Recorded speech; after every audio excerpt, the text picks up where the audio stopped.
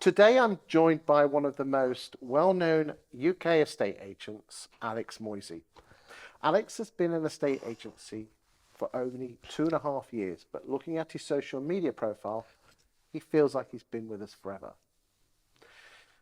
He has recently started his own estate agency chain, Crests, with his life partner, Zara Hilton. And he's joining me today to talk about his life story, about why he became an estate agent, what he did before estate agency, and the future of what him and Zara are going to do. Alex, thanks for joining me today. Chris, thank you for having me. And a very good introduction, I must say. Thank you.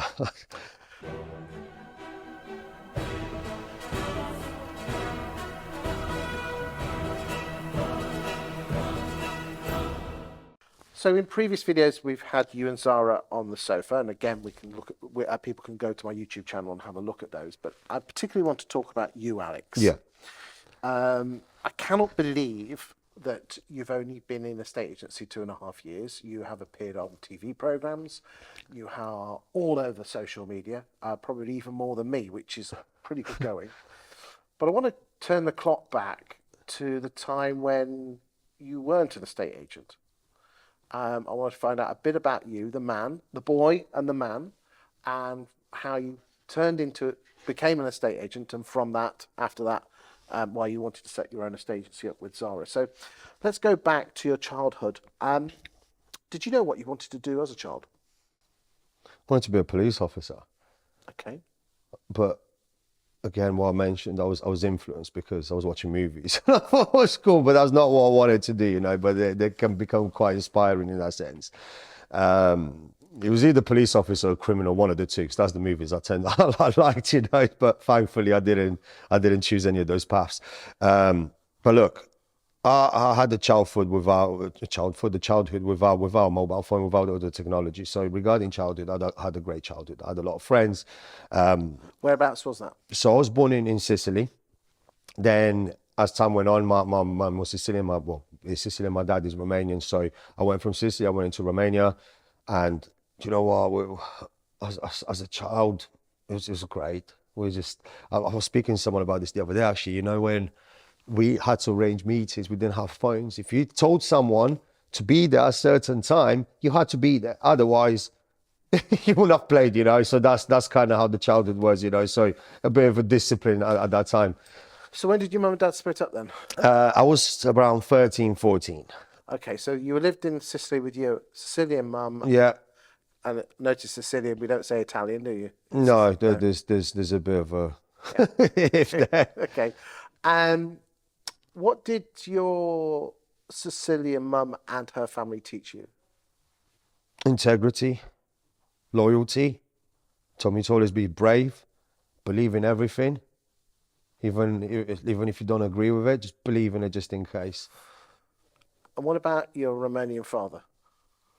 He was, look, with my dad, he was a mining engineer, you know, so he's someone that could fix almost anything.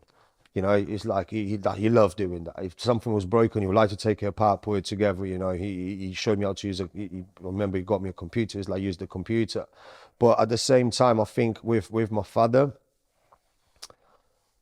he was a bit old school in that sense, that everything to him had to be worked on. You know, you just work hard, and his kind of like, it was never very empowering in that sense, you know, like he thought the way to encourage me is by telling me the negatives that will happen if I don't follow what he says, you know. The stick. Yeah, he's like, oh, you're doing that, you think this all works like this, like, yeah, it's always like kind of battering, you know, which I don't agree with at all. I think a child, you know, because the moment you put something in a child's mind, that hurts, man, that tends to go with you, you know. And I wished I had a better relationship with my father, but unfortunately I don't. It is what it is, you know.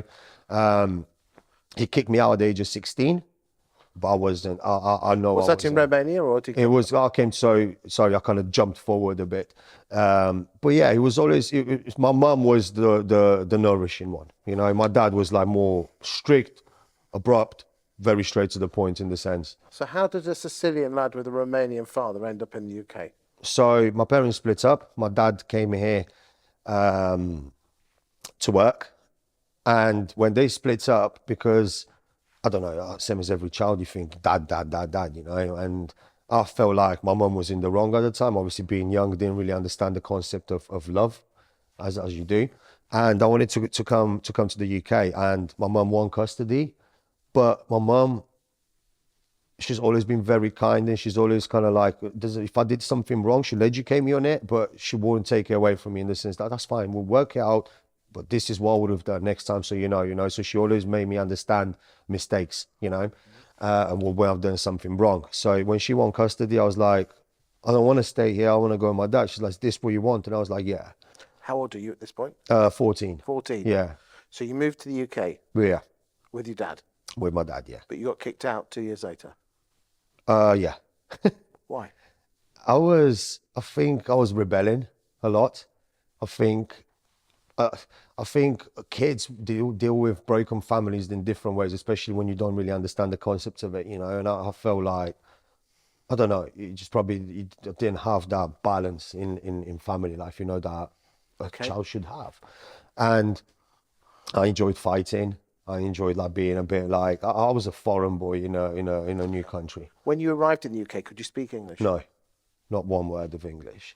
But same as everything else that I do in life, I remember being so frustrated because I know my partner's here somewhere, but I had girls that really were into me and I couldn't speak to them. Good looking lad, aren't you? Oh, thank you. Like I couldn't speak to them, and it was so frustrating, Then I had How guys. do you learn English quickly? I've learned. I couldn't tell you how, but I've listened to everyone. I'm in an environment where everyone speaks English. I've learned from Cartoon Network, from Looney Tunes, but that was a bit more American. But I've just listened and I've told myself, I need to learn English to the best of my abilities. I was like, forget that. I was like, I need to learn English better than English people. That was my mindset. That's how I went into it. And I can spell. I will sit here with you, Chris. We'll have a spelling competition. I'll probably spell better than you. I wanted to be better than better, that's what I wanted. And here we are. I've been since 14, 20, was that 20 years Sicilian spelling champion 3 years in a row, right? I dream in English, This is my first language now. That's And can you still speak Italian and Romanian? Italian, I was very young, so very broken, terrible. Romanian, yes, but again, very broken. So English is my first language. Okay. But I do try and obviously keep as much as that possible, and I try and pass that on to. And is your mum still in Sicily and your dad in Romania? No, my mum loved Romania. She's in Romania now. Oh, she's moved to Romania? Yeah, she loved it there. She moved in the mountains. They don't really pay taxes there. They only pay, for example, if you build your own house, you buy the land, build the house, you only pay gas. Well, not even just electric and water. Fantastic. And your dad? He's in England. Fantastic. And have you patched that relationship up now?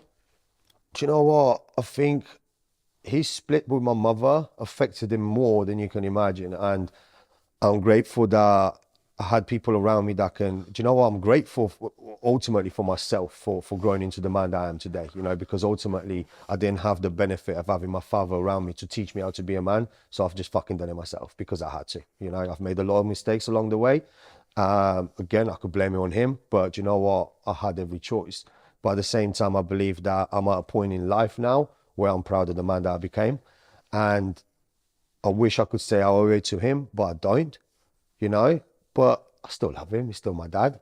But I just had to learn life alone. Well, I hope that relationship patches itself up. I hope so too, But I think the pain of him splitting my mother was he's let the pain consume him. And I just don't think if he's ever going to come out of it. I think the last phone call I had with him was that he was just going to go and move on a boat somewhere and just live by himself. And that's that. Okay. And I was like, well, look, if that's what you really want, then I wish you all the best. I'm sorry that you haven't let go of something you should have let go 20 years ago, because when you hold something like that, it can eat you, and you become a hateful person, unfortunately. It's a shame because it hurts me because he's my father. But look, I've got to make sure that I don't repeat the same mistakes. I've got 3 children myself. I've got another beautiful boy, girl, I don't know, on the way. And I'm so fucking happy. And I'm just glad I know I'm not gonna repeat the same mistake, because I've learned from him different things that helping me moving forward. Okay, so you got kicked out, you liked a bit of fighting, you were getting involved with the naughty boys. When did you actually settle down and decide that you were going to get a proper job? Fucking last year, 2 years ago, probably. Okay, then, but come on. I'll be honest. Look, I think, my first job, so he's kicked me out. This is whilst I was with him. So I was in college and I was doing IT, not because I wanted to, because he told me that's what I need to do and that's what would be good for me. And I hated it. I'm good with IT, but it's not a passion for me to follow in IT just because it's going to get you a good job. I don't like it. It's irrelevant. I'm not going to work to live, ultimately. I'm not going to live to work, sorry. And I needed money because all my friends were going cinemas, all my friends were doing stuff, and he just wouldn't give me nothing. He was like, you need to get a job, like I was like, I need £10, whatever, I need to go cinema, I don't know, £5, how much tickets were back then. And he just wouldn't, it's more like, he'll give me sometimes, but not all times, but ultimately it's not his job to give me money. I could work, and I was 16 at the time, so I went and got a job at Morrison's. Chris, I was there for 2 days, I think. On the third day, I was working in the alcohol shelf bit, and I can still remember that smell of wine. I walked through Morrison's the other day, and I can remember that smell of wine, and it just reminded me of that moment. And I was in Morrison's, and I think I walked out there. I didn't even tell anyone. I didn't care about burning bridges at the time. I didn't care about being professional. I was a 16-year-old in a place that I didn't want to be. I walked out, and I just never went back. That's the end of that. Then he kicked me out at the age of 16 for a big fight that I had in college, in Northampton College, which I'm not proud of. And he just came on and was like, right, pack your bags. And he just dropped me off in town centre. I was like, fuck, right, it's time. And I wish that everything got better from there, and it didn't. It got worse because now I had no guidance whatsoever. All I had was what I wanted to do, whatever I want. And from there on, things got worse. I ended up in a young relationship with the mother of 2 beautiful children that I've got now, Caden and Skylar. And that relationship was very toxic, and he ended within 2-3 years. Then from then on, I was getting jobs. I worked as a labourer. What else did I do? I've done like a bit of labouring jobs. Then I was like, I don't like this either. I just don't. I walked out there as well. I remember they left me there with a broom to clean up the site, and I just walked off the site. I was like, I'm not doing this. I don't. It's not feeding my soul. I need something else. So I really didn't know what I want to do. All I knew is that I have to keep trying different things. So obviously I split up with that partner. Got 2 kids. I'm a young lad. But my problem was that I was very selfish at the time, in the sense that it was all about me. I was still young, so unfortunately my children weren't getting the attention I would have loved to give them, which I'll give them now. But I'm not doing it to make up for lost time. I'm doing it because now I understand what it means to be a father and how much more it takes to be a father. How old are those, Skylar? My daughter now, she's 15, and she's absolutely gorgeous, concerningly gorgeous. Very concerningly, my son is 12, and he's got these wits about him. He's just a money man. We were playing bowling a few weeks ago, and I said, look, I was like, there was 4 of us. I was like, if you beat us all, 5 of us, I'll give you £50, or if you come last. So if you come last, you get nothing. If you beat your sister, at least I'll give you a tenner. The guy started doing maths, and he started going to all the other 3. He's like, look, it's like, if you let me beat you and you let me beat you, I'll take 20. I'll give you guys the 30 quid. I was like, he's working, he's 11. He's turning 12 in August, So he's like, he knows what's going on. He went over to my mum's in Romania, funny enough. He knows he can't work as a young lad, So do you know what he did? He's asked my mum, he's like, can I work in the bar? My mum owns the bar. She's like, can I work in the bar for a bit of holiday money? Knowing full well that he can't work, then my mum was like, don't be silly, I'll give you money, but thank you for us. You know what I mean? So he's playing, he's got no shame. He'll ask anything on anyone. If I send him to if we're anywhere, most kids will be like, oh, I don't want to ask, He'll be like, he'll go there. He'll be like, can I change this? Can I take that? So he's very actively, he's got a mindset on him that makes me very proud. Very, very proud. I wonder which stock he came from. Yeah, well, he's coming in force earlier than I did, put it that way. Good stuff. He comes from good stock. You said in a previous video that you're proud of the fact that you've never been to a Christmas party. What other jobs were you doing? So my life in 34 years of age, it's 30, 34. Yeah, I'm 35 in June. But yeah, Okay. it's going well. It's going well. I've had 23 jobs that I can remember. But now I've just told you Morrison's and the labourer thing, that's 25. After the labouring thing, I can't really think that back because I ended up, in a life where I just loved partying. That was in my 20s. I was like, holidays, let's go. That's the world I was in, and just to provide for that, I was like, right, what else do I do? Then I've quickly realised that I'm a very good relationship builder, and I realised that sales, it's an easy enough job. Don't have to brush anything. I don't have to stack shelves. Wear a suit, you look presentable. I like that. Went to sales. I've done everything from sales. I've done PPI. I've done insurance. I've done you name it. And I always used to smash live records, but it was never feeding my soul. Was that almost the money was coming through, but you weren't enjoying it? Yeah, it was. I wasn't selling products that I believed in. Oh, I felt like I was scamming people, because we're selling PPI. Like we had all these pitches, which weren't genuine pitches. They were designed to break human patterns. That's what these pitches are created for, to break human patterns in thinking patterns. Sorry, and I was really good at it, but I knew that that's a short-term gain. Because karma comes back. You earn a 50 quid from doing a mis-selling. It's quite easy to do that, and I feel bad for people that do that because you might pay you now, but in future you pay triple that, probably more. And I went, and I think the last two jobs, which I actually really enjoyed and I was really good at, was recruitment, medical recruitment. But I soon understood as well that I'm literally in like modern slavery environment. I'm selling people. It sounds good on paper, recruitment. Is it? You ended up running a restaurant as well, didn't you? After the recruitment, which I was enjoying, and before the restaurant, I was saying, then the last one was the recruitment thing, and I was like, I really want to do the Christmas party this year. Everyone looks like he's having a good time. There's girls, there's everyone. I want to do the Christmas party. I didn't make it. I got so frustrated. There's always this hierarchy, and you got this management that you just see that you're not valued enough. Everyone wants to do what's best for themselves, which I understand. And then you've got these managers that are employed by the higher to control the environment, and they become, excuse my French, they become assholes in the process because they think what they do is good, but they do it for themselves to get promoted. Then I get it. It's fine. If that's what you want and if that's what you think is going to complete you, fine. But I didn't like that. And I was like, there's something that I know is going to kick off, so I need to keep going. Okay. And I've met with one of my good friends who now lives in Bali, and we do some properties in Bali together, funny enough. And we remain good friends. And I was going, I think I was about, I don't know, probably 28, 29 at the time. And I just had this entrepreneurship like exploding me, This is when it wasn't really big like it is on social media now, like everyone to be an entrepreneur. It came naturally. And I always said to myself, despite everything that I went through my life, I was like, I'm destined for greatness. I remember my mum, when I was very young, explaining to me how people die. Because I was like, Mum, what's death? What is this? And she was like, oh, well, this happens, that happens, then you die. And I looked at her, I was like, I'm never going to die.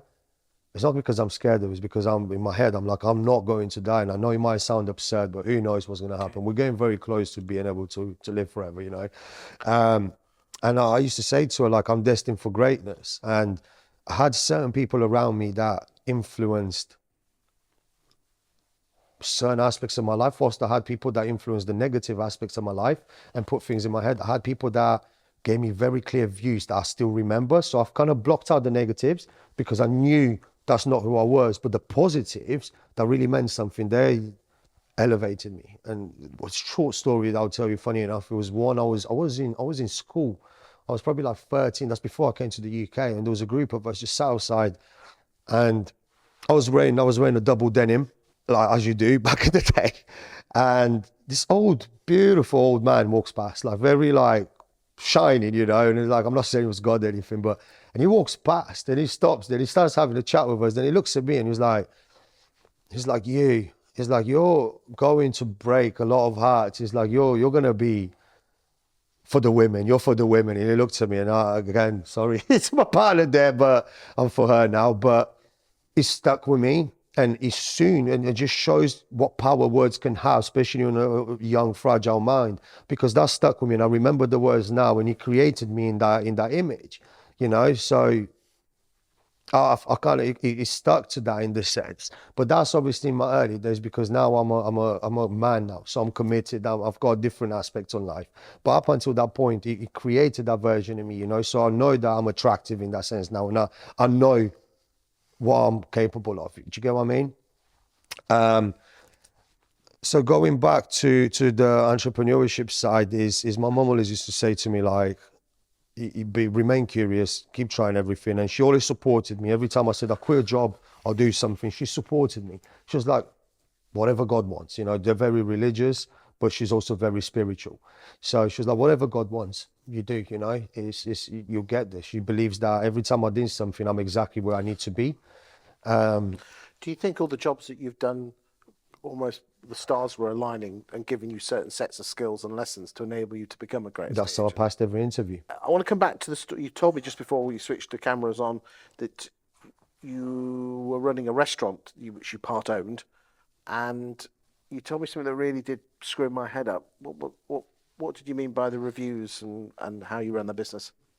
Because this was during COVID, wasn't So I think, so right before that, I had another business, and the way business works at the moment is everyone's so obsessed with reviews, and not just them. I ended up being obsessed with that, you know. And I suppose you sometimes can become so obsessed with a business and becoming successful that you end up ignoring everyone around you. You know, your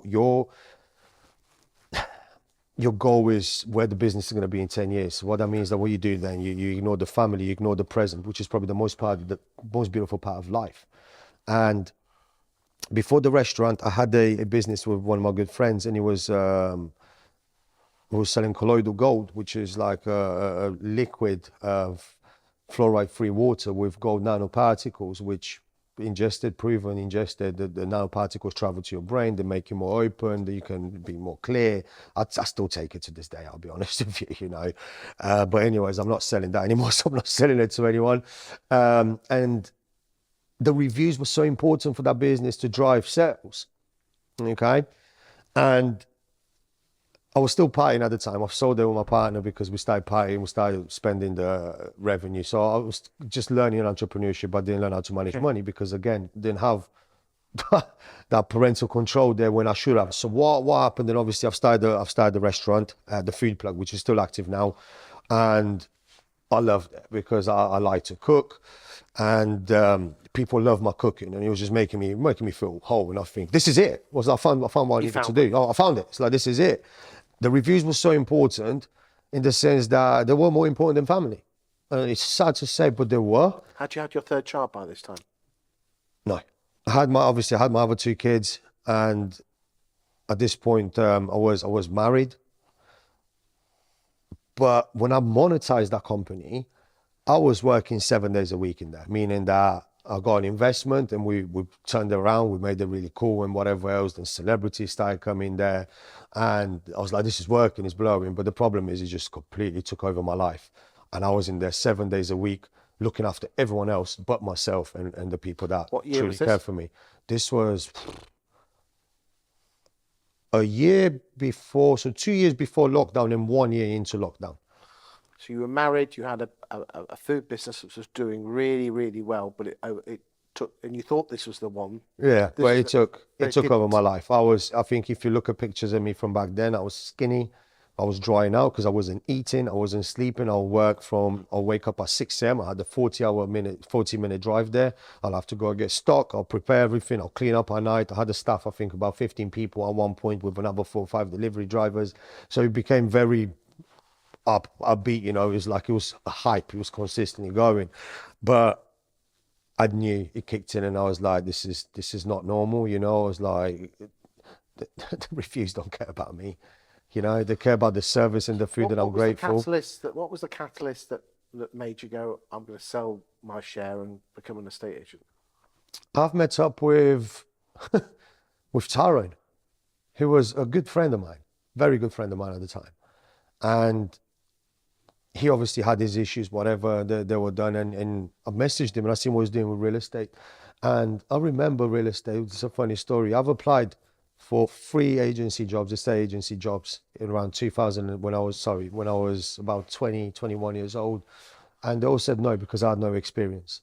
But because he was your friend, he said, "Come and join me." But this was like when I was 21. At this time, I'm 34. And he was messaging me because he said to me, he's like, mate, it's like the way you are. Okay, he's seen what I was like when I was speaking to girls in the club or other people in the club. He was like, you got confidence, a genuine confidence about you that tells me you're going to be great for this, you know? And I knew there was time for a change. I knew it. And like, I know a lot of people be like, all this hard work, you want to leave it. I couldn't wait to get out there. And I remember I told my business partner, I was like, if you don't buy this, I'll sell it for £1 to the next person that comes here. You know, and he bought me out. And I've joined Tara and Ash. And I had a great time there. I'm not going to deny that. You know, I had a great time. What did you learn? I've learned real estate, you know. I was always good at sales, but I've learned. I tell you what, that's Aaron. He can pitch, you know. He's great. He had the vision. He had the vision when I met up with him, and I think it's a shame that our relationships ended the way it has because I believe. You know what? I don't know. I think we probably need to sit down and speak at some point. But I believe he was a good friend of mine, you know, and I think that's probably the most hurtful part of it.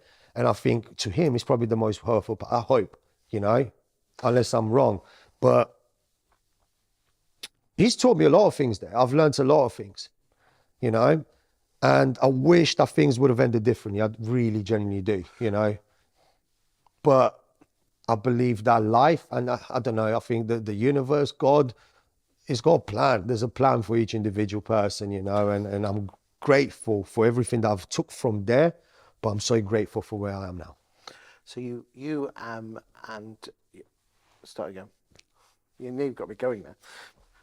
So you, along with your life partner Zara Hilton, you've set up your own estate agency called Crests.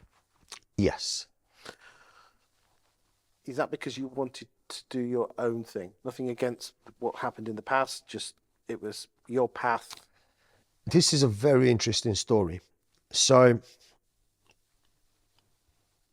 I'm trust people because I'm brave to trust people. I'm very loyal. If I shake hands with you, that means to me more than any agreement you've got in place with me. All I expect from you is to do the same back. Okay. During the process, whilst I was there, there were some things I didn't like, and I think sometimes when you get guided with ego and pride, you tend to buy into that as well, you know, because it's the environment you're in, you tend to kind of adopt the same environment. And I think initially when I wanted to start my own business was as a competitive business, you know, to prove that I'm better.